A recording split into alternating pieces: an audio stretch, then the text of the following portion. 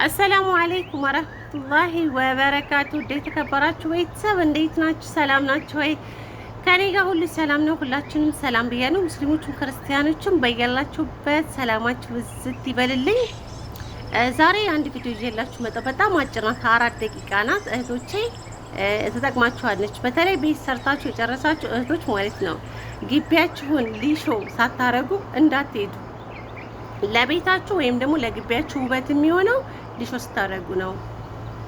እኔ ካሁን በፊት ማለት ነው አስደርጋለሁ ዛሬ ነገ እያልኩ በቃ ደከመኝ ሁሉ ነገር አላውቀውም ነበር። ግቢ በነገራችን ላይ ይመር ያስጠላ አላውቀውም፣ ግን የሆነ ገረጋንቲ ምናምን ነገር እንዳለው እንደተደፋበት አቅ ነበረ። መጥረግ አይቻልም። ገረጋንቲ ታለው መጥረግ እንዴት ምኑን ነው የምትጠርጉት? ድንጋዩን ካልሆነ በስተቀር ማለት ነው።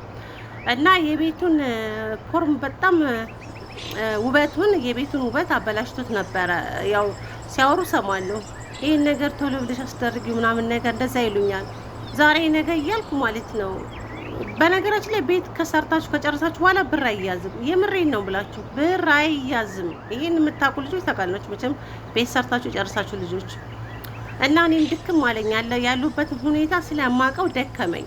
አይ በቃ ወደ ሀገሬ መግባት አለብኝ። በዚህ ሁኔታ ላይ አንድ ቀን እንኳን የሰራሁበትን የለፋሁበት ቤት እንኳን አንድ ቀን ሳላድር ብሞትስ እንዴ ዱንያ አይደለም እንዴ ያልኩ ወላሂ ነው የምላችሁ። ከዛ እናቴ ምን አልኳት? እናቴ በቃ ያው እያመመኝ ነው ታውቂያለሽ፣ ይሄ ሊሾ ምናምን ነገር ግቢ የሚባለው ነገር ይቅር። አላህ ጤናዬን ከሰጠኝ ሀገሬ ላይ እየሰራሁ አስደርገዋለሁ። ቀላል ነው። ይሄን ያህል የሚከብድ ብር አይደለም።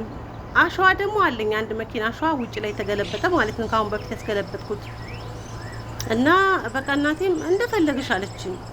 በቃ ምን አባቱና እንዴ የሌለው ስንት አለ ምናምን አለች። እናቴ መቼም ሞራን ትሰጠኛለች።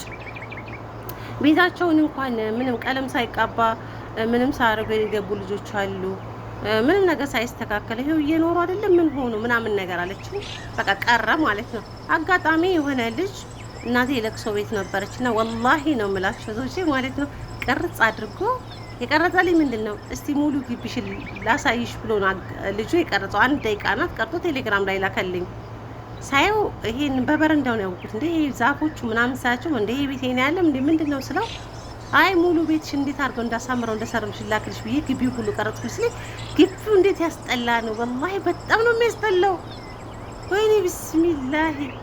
ከዛ በቃ ወይኔ ግቢው ይሄ ነው አልኩ። እናቴ ጋር ከለቅሶ ቤት ስትመጣ ከእናቴ ጋር ተደዋወለን። አዎ ግቢው እኮ ይሄ ነው። ሰው ሁሉ የመጣው ሰው ሁሉ ወይኔ ግቢያችሁ ሲያስጠላ ነው የሚሉት፣ ቤቱ ያምራን ግቢው ያስጠላ ነው የሚሉት ምናምን ትንሹም ትልቁም ማለችኝ። በቃ ትኬት ቆርጣ ነው ብዬ ተንስቻ ነበረ።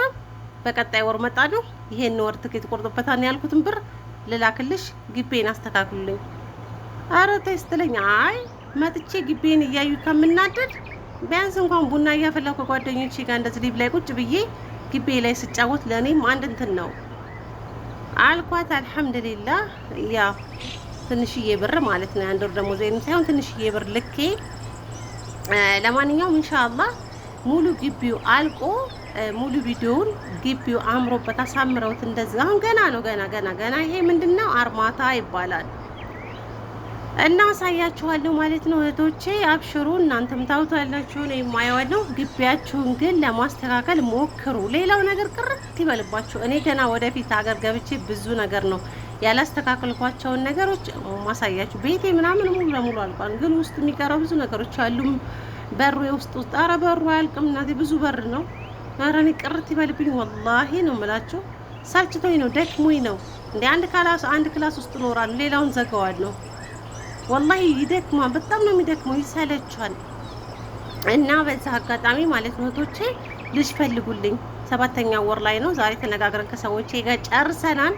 7ኛ ወር ላይ ነው የሚሄደው። አሁን 6ኛ ወር ሊገባ ነው። ባካችሁን ሪያድ ያላችሁ ልጆች ልጅ ፈልጉልኝ። እኔ አልሰለችም፣ ልጅ ፈልጉልኝ እላለሁ። በቲክቶክም በኤፍቢም በየትኛውም ቦታ በዩቲዩብም እላለሁ ልጅ ፈልጉልኝ። ግቢያችሁን እንደዛ አስተካክሉ። ኢንሻአላህ ነገ ከነገ ወዲያ ሙሉ ለሙሉ አልቆ ግቢ እናየዋለን ማለት ነው።